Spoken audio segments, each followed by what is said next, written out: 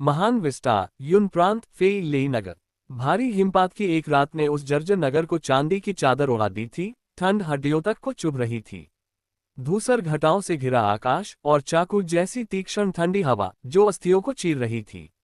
अथर्वदेव ने अपने पतले सूती कोट को शरीर पर कस लिया। उनके हाथ में एक जमी हुई सख्त काप मछली थी, जिसे सर्दियों के दौरान प्राप्त करने के लिए उन्होंने भारी धन व्यय किया था। यह उनकी गर्भवती पत्नी के पोषण के लिए था। अपनी दाढ़ी को सहलाते हुए उन्होंने अपनी हथेली में सफेद धुंध जैसी सांस छोड़ी। अथर्वदेव ने ठंडी हवा का सामना किया। फेई लेई नगर की बर्फ से ढकी सड़कों को रौंदते हुए वे अपने घर की ओर तेजी से बढ़े। इस संसार में 19 वर्षों के पश्चात एक नवजात शिशु से लेकर आजीविका के लिए संघर्ष करने वाले एक निर्धन व्यक्ति बनने तक अथर्वदेव ने दिव्य शक्ति प्राप्त करने की कल्पना का परित्याग कर दिया था। गगनचुंबी इमारतें और रंगीन रोशनी एक स्वप्निल भ्रम बन गई थी।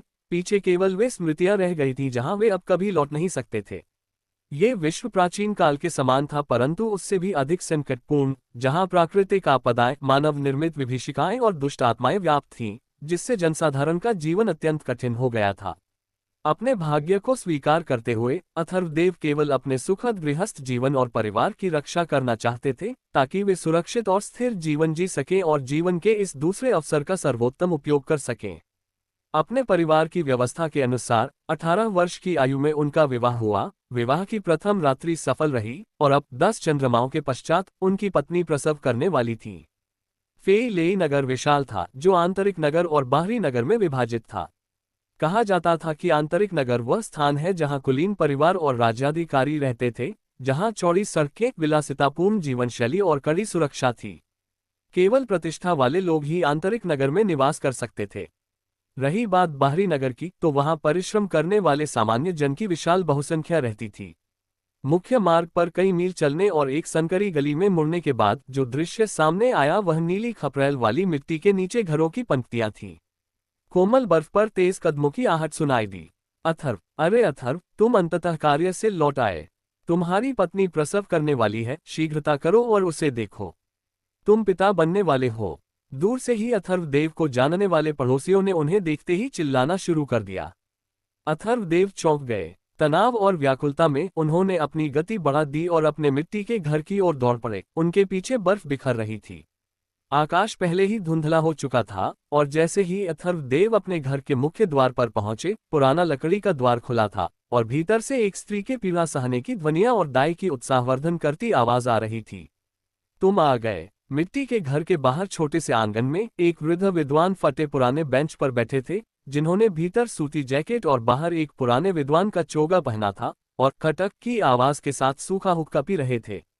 ये विद्वान अथर्वदेव के चाचा ली लियांग थे। जब अथर्वदेव 8 वर्ष के थे तब उनके माता पिता की रोग के कारण मृत्यु हो गई थी और उनके चाचा ने उन्हें आश्रय दिया था। अपने परिवार की सहायता से वे सुचारू रूप से बड़े हुए, विवाह किया और अब उनकी संतान होने वाली थी। चिंता मत करो, दादी लेई 10 मील के घेरे में सबसे कुशल दाई हैं। शव या ठीक हो जाएगी। माता और शिशु दोनों निश्चित रूप से सुरक्षित रहेंगे, सूखे हुक्के वाले वृद्ध विद्वान ने कहा। 2 जन्मों को जीने के बाद भी पहली बार पिता बनने के कारण अथर्वदेव स्वाभाविक रूप से घबराए हुए थे। जमी हुई काप मछली को पकड़े हुए वे अपने मिट्टी के घर के सामने आगे पीछे टहलने लगे। इससे वृद्ध विद्वान कुछ अधीर हो गए। तुम यहाँ किस लिए फुदक रहे हो, मूर्ख बालक? पिता बनने वाले पुरुष को कुछ स्थिरता दिखानी चाहिए। क्या तुम पहले उस जमी हुई मछली को नीचे रख सकते हो? अथर्वदेव ने उनकी ओर देखा, उत्तर में कुछ नहीं कहा और निश्चित रूप से मछली को नीचे नहीं रखा।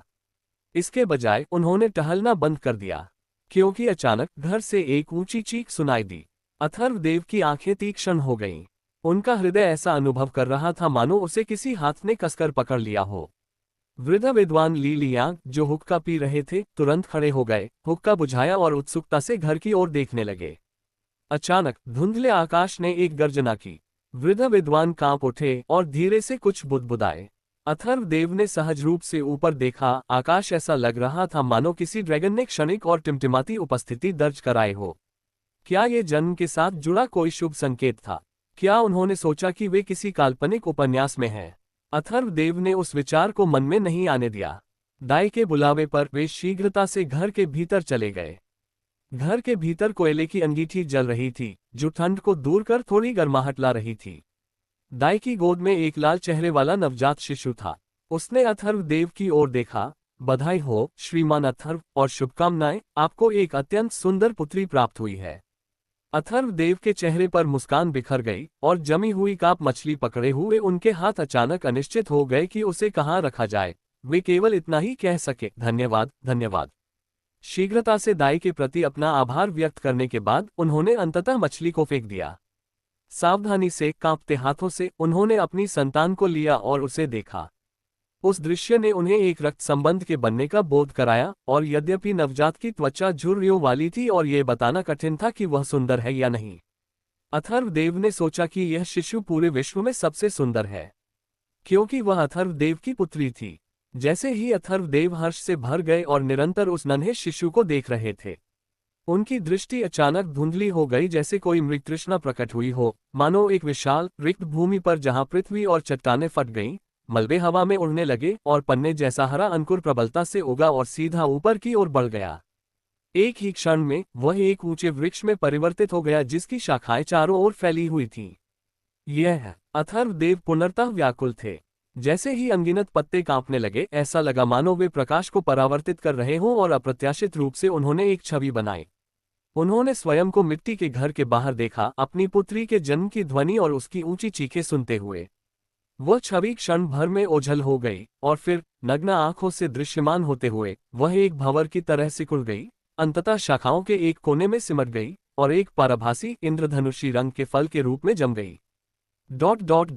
बहुमूल्य पुत्री का हर्ष बंधन बंध चुके हैं। आपकी प्रिय पुत्री के जन्म के साथ दाव वृक्ष फल दे रहा है। आपकी पुत्री ने सुरक्षित जन्म लिया है, आपने एक दाव फल प्राप्त किया है। अथर्वदेव अचानक चेतना में वापस आए, उनकी पुत्री का रोना अभी भी जारी था। स्वामी, मुझे हमारी पुत्री को देखने दें। बिस्तर पर पड़ी पीली पड़ चुकी सुंदर युवती की दुर्बल आवाज आए, और अथर्वदेव ने शीघ्रता से शिशु को सावधानी से पकड़ा और समीप ले गए। प्रिय, देखो हमारा शिशु। अथर्वदेव अपनी मुस्कान नहीं रोक सके, जो अत्यंत उज्ज्वल और हर्ष से पूर्ण थी। दाव फल और ऐसी अन्य बातें, उनके पास उस क्षण उन पर विचार करने की कोई इच्छा नहीं थी, क्योंकि उनका हृदय केवल अपनी पत्नी और पुत्री से भरा हुआ था। उनकी पत्नी झांगिया अथर्वदेव का आधा अंग थी, और वही स्त्री भी थी जो इन अराजक समय में अपना जीवन उन्हें सौंपने के लिए तैयार थी। स्वामी, हमारे शिशु की नासिका वास्तव में आप जैसी दिखती है, कितनी तीक्ष्ण है, झांगिया ने कहा। उनका चेहरा कांतिहीन था, फिर भी वे हर्ष से भरी थी। उन्होंने अपनी कोमल उंगलियों को शिशु की छोटी सी नासिका को छूने के लिए बढ़ाया। अथर्वदेव ने अपनी पत्नी की ओर प्रेमपूर्वक देखा। प्रिय, क्या पीड़ा हो रही है? झांगिया ने अपने पीले होंठ सिकोड़े, हल्की सी हंसी दी और अपना सिर हिलाया। पीड़ा नहीं हो रही, मैं प्रसन्न हूँ। स्वामी, हम अपनी संतान का क्या नाम रखेंगे? झांगिया ने प्रत्याशा के साथ पूछा, लेकिन कुछ याद आने पर उनकी दृष्टि अथर्वदेव से हटकर सहज रूप से द्वार पर खड़े वृद्ध विद्वान की ओर गई। अथर्वदेव ने वृद्ध विद्वान की ओर देखा, उन्हें अपनी दोनों भौहें सिकुड़े हुए पाया, जो असामान्य रूप से मौन थे और अपनी साहित्यिक प्रतिभा का प्रदर्शन नहीं कर रहे थे और न ही पुत्री का नाम रखने के अपने अधिकार पर बल दे रहे थे। अथर्वदेव समझ गए कि वे क्या सोच रहे होंगे, परंतु उन्होंने ध्यान नहीं दिया। उन्होंने अपनी पत्नी का ठंडा हाथ पकड़ा और कोमलता से कहा, इन दिनों मैंने पहले ही इस बारे में सोच लिया है। ये शीत ऋतु अत्यंत ठंडी है और मेरी केवल यही आशा है कि हमारी नन्ही संतान गर्म रह सके। चलिए इसका नाम लिनुआनिक्सी रखते हैं। प्रातःकालीन सूर्य की अग्नि जैसी उष्ण, रोगों और पीड़ा को दूर करने वाली, ताकि वह सुरक्षित और प्रसन्न होकर बड़ी हो सके। अथर्वदेव ने कोमल स्वर में कहा। झांगिया प्रसन्नता से मुस्कुराए। नुआनेक्सी, कितना प्यारा नाम है। झांगिया की गोद में कसी ने भी अपना नाम सुन लिया हो ऐसा लगा। उसने रोना बंद कर दिया और मुस्कुराता हुआ चेहरा दिखाया। यद्यपि एक क्षण पश्चात उसने पुनः अपना मुख खोला और ऊंचे स्वर में रोने लगी। दाई ने शीघ्रता से आगे कदम बढ़ाया। शिशु को भूख लगी होगी, उसे भोजन कराने की आवश्यकता है। ये सुनकर अथर्वदेव और वृद्ध विद्वान शीघ्र ही मिट्टी के घर से बाहर चले गए। आंगन में आकाश से बर्फ के मोटे फाहे तैरते हुए नीचे गिर रहे थे। ठंड बढ़ गई थी और गहरी शीत ऋतु अत्यंत कठोर थी। अथर्वदेव के चेहरे से मुस्कान कभी नहीं गई। उन्हें पिता होने के अर्थ का अनुभव हो रहा था और अपनी पत्नी तथा संतान की रक्षा करने का उत्तरदायित्व उनके हृदय में उमड़ रहा था। यद्यपि वृद्ध विद्वान थोड़े हताश लग रहे थे, उन्होंने धूम्रपान के लिए अपना सूखा हुक्का फिर से उठा लिया। अथर्वदेव ने उस गंध पर अपनी भौहें सिकुड़ी, चाचा इसे शीघ्र बुझा दीजिए, यहाँ शिशु है। वृद्ध विद्वान ने आह भरी, हुक्का बुझाया, लेकिन अपने होंठ सिकुड़े, ये केवल एक कन्या है, यह बालक क्यों नहीं हो सका, हमारा ली परिवार। ये सुनकर अथर्वदेव हंसे, बालक हो या कन्या, क्या इससे कोई अंतर पड़ता है? क्या ली परिवार के पास उत्तराधिकार के लिए कोई सिंहासन है? वृद्ध विद्वान ने ये सुना, पुरुषों को स्त्रियों पर वरीयता देने का उनका भाव इतनी सरलता से दूर नहीं हुआ, लेकिन वे मौन हो गए और धीरे धीरे स्वयं से बुदबुदाते रहे। अथर्वदेव ने अपना सिर हिलाया लेकिन अधिक कुछ नहीं कहा। उन्होंने एक जमी हुई सख्त काप मछली उठाए और रसोई की ओर चल दिए, अपनी पत्नी के लिए काप और टोफू का गर्मा गर्म सूप बनाने की योजना बनाई। मछली का सूप बनाते समय अथर्वदेव अंततः उस दावफल का उचित अध्ययन करने के लिए स्थिर हुए जो उनकी पुत्री के साथ जन्मा था। क्या आप चाहेंगे कि मैं अगले अध्याय का भी इसी प्रकार शुद्ध हिंदी में अनुवाद करूं? उन्होंने अपने मन को शांत किया और अपनी आंखें मूंद लीं। अथर्वदेव ने फिर से वही दृश्य देखा जो उन्होंने पहले क्षण भर के लिए देखा था। एक विशाल भूमि जहां जमीन से एक बड़ा वृक्ष उग रहा था, उसकी शाखाएं हरी भरी थीं और पत्ते फड़फड़ा रहे थे, जिस पर एक ऐसा फल लगा था जो बहती हुई रंगीन रोशनी के साथ चमक रहा था। मानो उन्होंने बहुत देर तक उसे एकटक देखा हो। वह रंगीन फल टप की ध्वनि के साथ गिरा और धीरे से अथर्वदेव के हाथ में आ लगा। दावफल। अथर्वदेव ने अपनी हथेली में उस फल को देखते हुए धीरे से कहा, ... आपकी पुत्री सुरक्षित जन्मी है और आपने एक दावफल अमर शिल्पकार प्राप्त किया है। अमर शिल्पकार दावफल असंख्य रूपों का अमर शिल्पी, दिव्य स्पर्श, अद्वितीय कौशल... शब्द टिमटिमाए और सतह पर उभरे।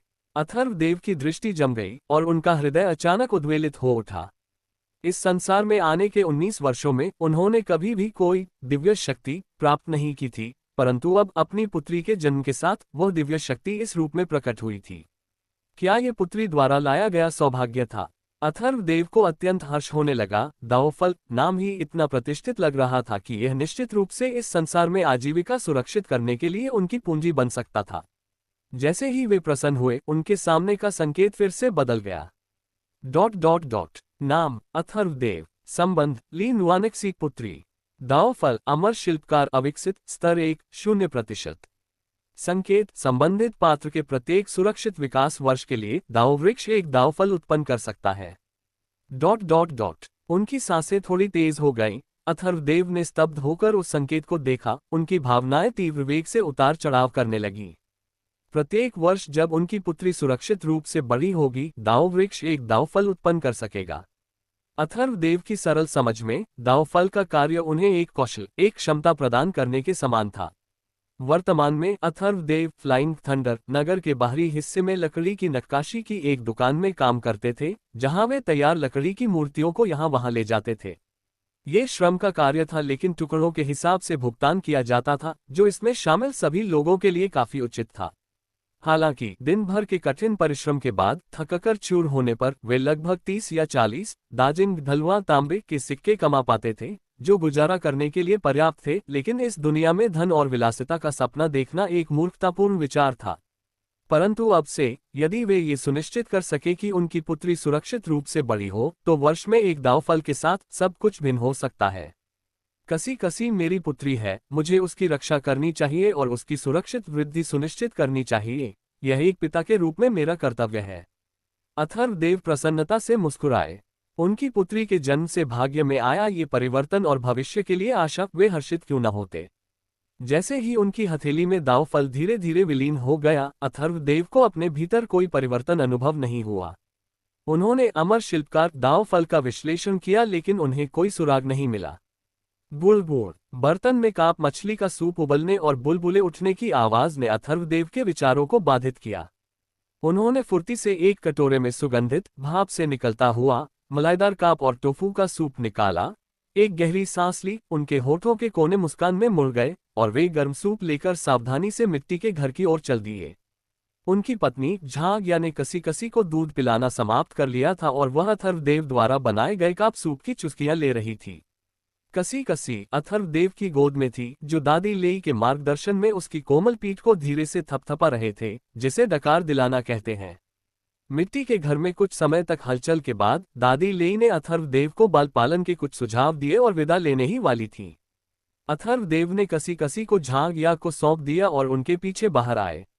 दादी लेई, आपका बहुत बहुत धन्यवाद, आपने बहुत बड़ी सहायता की है। अथर्वदेव ने दादी लेई को 10 सिक्के दिए। दादी लेई ने हाथ हिलाया और आह भरी, अथर्व, मैंने तुम्हें बचपन से बड़ा होते देखा है। तुम कसू की नक्काशी की दुकान के लिए उन भारी लकड़ियों और मूर्तियों को यहाँ वहाँ ले जाते हो। मेहनत की कमाई करना सरल नहीं है। इन पैसों को रखो और अपने परिवार की अच्छी देखभाल करो। बाहरी नगर में हाल ही में परिस्थितियां कठिन रही हैं। बहुत कम बच्चे जन्म ले रहे हैं और फिर भी कई कम उम्र में ही मर रहे हैं। किसी किसी का अच्छा ध्यान रखना और सुरक्षा के प्रति सतर्क रहना। दादी लेई की बातों ने अथर्वदेव के चेहरे को गंभीर कर दिया। दादी लेई ने अपने सिर को कपड़े से लपेटा, हाथ में बांस की टोकरी ली, हिमपात का सामना करते हुए परामर्श दिया, याद रखो, बच्चे को लापरवाही से गलियों में घुमाने मत ले जाना और उन लोगों से दूर रहना जो बाल देवता की पूजा करते हैं, जो चढ़ावे पर जीवित रहते हैं। संसार कठोर है, बच्चे कम आयु में मर रहे हैं, आप माता पिता को अत्यंत सावधान रहना चाहिए। अथर्वदेव ने ठंडी सर्दियों के हिमपात में सफेद हवा की एक सांस छोड़ी और गंभीरता से सिर हिलाया। उनका हृदय थोड़ा बैठ गया। वास्तव में हाल ही में बच्चों की मृत्यु की कई सूचनाएं मिली थीं। अथर्वदेव ने पहले इसे गंभीरता से नहीं लिया था, लेकिन अब जब वे एक पिता थे तो उन्हें स्वाभाविक रूप से अधिक सावधान रहना था। समझ गया, दादी लेई, अथर्वदेव ने गंभीरता से उत्तर दिया। दादी लेई ने और कुछ नहीं कहा, आह भरी, अपना कोट कस लिया और बर्फीली रात में ओझल हो गईं। मिट्टी के घरों के सामने बर्फ से ढकी गलियों में धीरे धीरे गायब हो गईं। अथर्वदेव ने दादी लेई की आकृति को गायब होते देखा, फिर मिट्टी के घर में वापस मुड़ गए और गर्मी को बाहर निकलने से रोकने के लिए दरवाजे की दरार को कसकर बंद कर दिया। अथर्वदेव ने अपने हाथों को आपस में रगड़ा, चूल्हे में कुछ कोयला डाला और फिर रसोई में जाकर बचा हुआ मछली का सूप ले आए। पति पत्नी के भरपेट भोजन करने के बाद अथर्वदेव बिस्तर पर चढ़ गए। दूध पीने के बाद गहरी नींद में सोई अपनी पुत्री को धीरे से थपथपाते हुए अथर्वदेव ने अपनी आंखें सिकुड़ी। उनके होठों पर एक ऐसी मुस्कान थी जिसे वे दबा नहीं सके। अपनी पत्नी झांगिया के साथ धीमी आवाज में बात करते हुए, जो प्रसव की थकान के कारण शीघ्र ही गहरी नींद में सो गई। फिर भी अथर्वदेव जागती आंखों के साथ उत्साहपूर्वक बुदबुदाते रहे, कोयला फिर से समाप्त हो गया है, मैं कल कोयला बेचने वाले से थोड़ा और खरीद लाऊंगा। कसी कसी अभी जन्मी है, हम उससे ठंड नहीं लगने दे सकते। मेरी पत्नी को ठीक से प्रसव पश्चात विश्राम करना चाहिए, अन्यथा उसे प्रसव बाद की जटिलताएं हो सकती हैं। मैं कल नक्काशी की दुकान से और अधिक मूर्तियां भी लाऊंगा।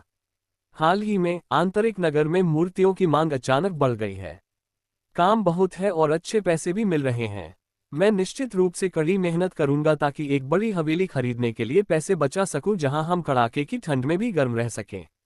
मेरी प्रिय, चिंता मत करो, हमारे दिन निश्चित रूप से बेहतर होंगे। बिस्तर पर अथर्वदेव ने धीरे से अपनी पत्नी और पुत्री को अपनी बाहों में लिया और धीरे धीरे अपनी आंखें बंद कर लीं। सांसों की शांत लय ही एकमात्र ध्वनि थी। ... अगले दिन सवेरा हुआ। अथर्वदेव जल्दी उठ गए, अपनी पत्नी झांगिया को नाश्ता करते देखा जो उन्होंने स्वयं तैयार किया था, और दूध के बाद कसी कसी को डकार दिलाने के लिए थपथपाने के बाद उन्होंने अपनी बांस की टोपी पहनी और मिट्टी के घर से निकल गए। जमीन सफेद थी और हवा ठंडी थी, जिसमें हाथ जितने बड़े बर्फ के फाहे गिर रहे थे। ठंड चुभने वाली थी, चाकू की तरह तीक्ष्ण। बर्फ रुकने का कोई संकेत नहीं दे रही थी। फेई लेई नगर के बाहरी हिस्से की जमीन पर मोटी परत में जमा हो रही थी। कई मील पैदल चलने के बाद सुबह के धुंधले प्रकाश में और हिमपात के बीच वे अपने कार्यस्थल कसू की नक्काशी की दुकान पर पहुंचे। यद्यपि इसे एक दुकान कहा जाता था, वास्तव में यह एक विशाल हवेली थी जो भीतर से अत्यंत विस्तृत थी, जहां नक्काशी के लिए लकड़ी के कई ढेर लगे थे। अथर्वदेव और कई अन्य किराए के मजदूर मुख्य रूप से नक्काशी करने वालों तक लकड़ी ले जाने या तैयार लकड़ी की नक्काशी को ले जाने के लिए उत्तरदायी थे। लकड़ी की नक्काशी का वजन अलग अलग होता था, लेकिन मूल्य एक समान था। लकड़ी की नक्काशी ले जाने पर 5 दाजिंग ढलवा तांबे के सिक्के मिलते थे, जबकि लकड़ी ढोने पर कम मिलता था, प्रत्येक बार का केवल एक तांबे का सिक्का। मुख्य रूप से इसलिए क्योंकि लकड़ी की नक्काशी ले जाने में जोखिम था। कोई भी खरोंच या झटका लगने पर आपका पूरा वेतन काटा जा सकता था। अपने शरीर से बर्फ झाड़ते हुए अथर्वदेव ने अपनी बांस की टोपी उतारी और उसे अपने कार्यस्थान पर रख दिया और नक्काशी की दुकान में प्रवेश किया। दुकान को कोयले की भट्टी से गर्म किया गया था, तापमान मध्यम था और हवा में लकड़ी की तीव्र सुगंध बसी हुई थी। छोटे ली, जाओ मेरे लिए कर्व्ड विलो, लकड़ी का एक टुकड़ा लाओ, एक बड़ा वाला, और साथ ही 3 दिन पहले तराशी गई 6 नेत्रों वाले बोधिसत्व की प्रतिमा को भी भीतर के कमरे में पहुंचाने में मेरी सहायता करो। आंतरिक नगर से कोई कुछ दिनों में उससे लेने आने वाला है। यदि वह पिघली हुई बर्फ में भीग गई तो अच्छा नहीं होगा। जैसे ही उन्होंने दुकान में प्रवेश किया, सूती जैकेट पहने एक वृद्ध व्यक्ति ने, जिनके बाल सफेद थे और चेहरा लालिमा युक्त था, अथर्वदेव को पुकारा। उनके हाथ में पुरानी पीली शराब से भरी हुई एक चमकती हुई मदिरा की सुराही थी। निश्चित रूप से आचार्य चेन। अथर्वदेव ने एक उज्ज्वल मुस्कान बिखेरी और फुर्ती से उत्तर दिया। दुकान में एक परिचित सहायक के रूप में और अपनी सावधानी तथा चपलता के कारण लकड़ी की नक्काशी ले जाते समय उनके साथ कभी कोई दुर्घटना नहीं हुई थी, जिससे उन्होंने अच्छी प्रतिष्ठा अर्जित की थी। इस प्रकार कई नक्काशी आचार्य एक बार जब वे उन्हें बेहतर जान लेते थे तो कार्यों के लिए उन्हीं को नामित करते थे। आचार्य चेन अथर्वदेव के नियमित ग्राहकों में से एक थे। आचार्य चेन को उत्तर देने के बाद अथर्वदेव मुड़े और विशाल आंगन में प्रवेश किया। बर्फ जोरों से गिर रही थी, जिससे आंगन में बिखरे हुए कई लट्ठे ढक गए थे। उस क्षेत्र को खोजने में कुछ प्रयास करना पड़ा जहां कर्व्ड विलो रखी गई थी। एक बड़ा टुकड़ा खोजकर अथर्वदेव ने उसे बाहर खींचा। उसे पटसन की रस्सी से बांधकर और अच्छी तरह सुरक्षित करके उन्होंने वजन का परीक्षण किया, फिर लकड़ी को थपथपाया और आंगन के उस कोने की ओर मुड़ गए जहां तैयार लकड़ी की नक्काशी रखी गई थी। चूंकि आचार्य चेन ने 6 नेत्रों वाले बोधिसत्व का उल्लेख किया था, अथर्वदेव जानते थे कि वह कहाँ स्थित है। बर्फ से ढकी लकड़ी की नक्काशी को खोजते हुए, जो आकार में एक वयस्क पुरुष के समान थी और वह भी फ्लावरिंग कर्व्ड विलो से तराशी गई थी, अथर्वदेव ने नक्काशी से बर्फ हटाने के लिए अपना हाथ आगे बढ़ाया। अचानक उनके हृदय में एक अजीब सी भावना उत्पन्न हुई। 6 नेत्रों वाले बोधिसत्व की प्रतिमा मानो जीवंत हो उठी हो, क्योंकि उसकी 6 आंखें उन्हें घूर रही थीं और बीच बीच में झपक रही थीं। अचानक उनके मन में स्पष्ट छवियां भर गईं। यह आचार्य चेन थे, जो प्रत्येक प्रहार के साथ 6 नेत्रों वाले बोधिसत्व की छवि को तराश रहे थे। अथर्वदेव ने ऐसा अनुभव किया मानो वे उसी स्थान पर हों और आचार्य चेन के साथ एकाकार हो गए हों। धीरे धीरे 6 नेत्रों वाले बोधिसत्व की नक्काशी की तकनीक और कौशल अथर्वदेव की अपनी प्रवृत्तियों में विलीन होने लगे। उनकी आंखों के सामने की छवियां बिखर गईं और 6 नेत्रों वाले बोधिसत्व ने अब आंखें झपकना बंद कर दिया था। अथर्वदेव की सांसें तेज हो गईं। उनका हृदय उद्वेलित हो उठा। केवल लकड़ी की नक्काशी को छूने मात्र से ऐसा प्रतीत होता था कि उन्होंने आचार्य चेन की नक्काशी तकनीक सीख ली है। ये निश्चित रूप से उनकी पुत्री कसी कसी के जन्म के कारण पिछले दिन प्राप्त दावफल अमर शिल्पकार से संबंधित रहा होगा। अद्वितीय अमर शिल्पकार, प्रतिभाशाली हाथ, सर्वश्रेष्ठ कौशल। दावफल अमर शिल्पकार का प्रभाव मुझे वास्तव में एक वास्तविक नक्काशी आचार्य बनने का अवसर दे सकता है। अथर्वदेव की आंखें हल्की सी चमक उठी और उनके हृदय में महत्वाकांक्षाएं जागने लगीं। यदि वे कासू की नक्काशी की दुकान में एक नक्काशी करने वाले बन सके तो वह लकड़ी और नक्काशी ढोने वाले सहायक होने की तुलना में कहीं अधिक आशाजनक होगा। इन अराजक समयों में अपने परिवार को एक अच्छा जीवन जीने देना अब कोई व्यर्थ की इच्छा नहीं रह जाएगी।